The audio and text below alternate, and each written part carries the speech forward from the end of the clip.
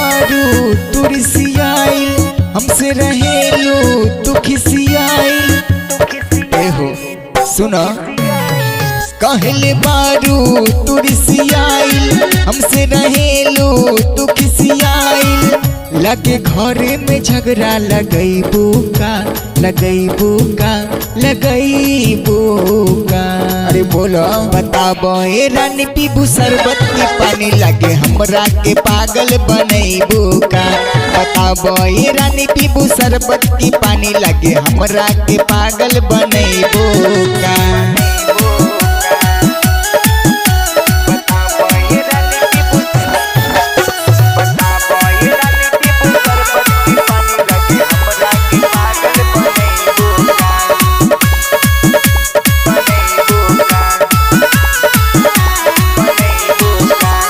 घर के बारू रानी हो,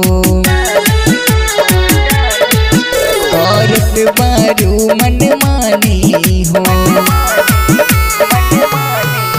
तू घर के बारू रानी हो, औरत बारू मनमानी हो। बाहरे से आइल बानी हम, काम काज से थाकल बानी हो। बात लौना हमर राखी, बैठल बारू काहे उदासी। भइल बात का हमके बतैबू का, बतैबू का, बतैबू का। अरे बोलो बताबो ये रानी पीबू शरबत के पानी, लगे घरे में लफड़ा बढ़ैबू का। बताबो ये रानी पीबू शरबत के पानी, लगे हमरा के पागल बनैबू का।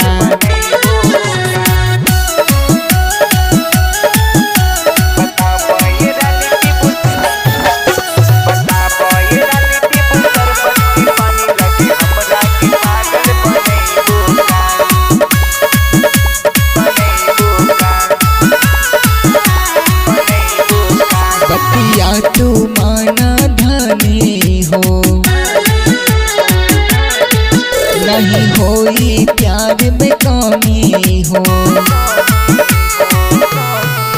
बतिया तू माना धनी हो, नहीं होई प्यार में कमी हो।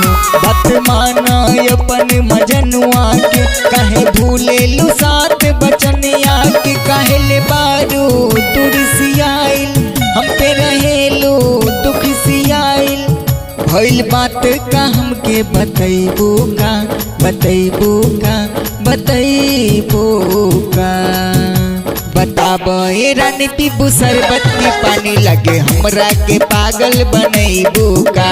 बताबो ए रानी पीबू शरबत की पानी, लगे घरे में लफड़ा बढ़ैबू का।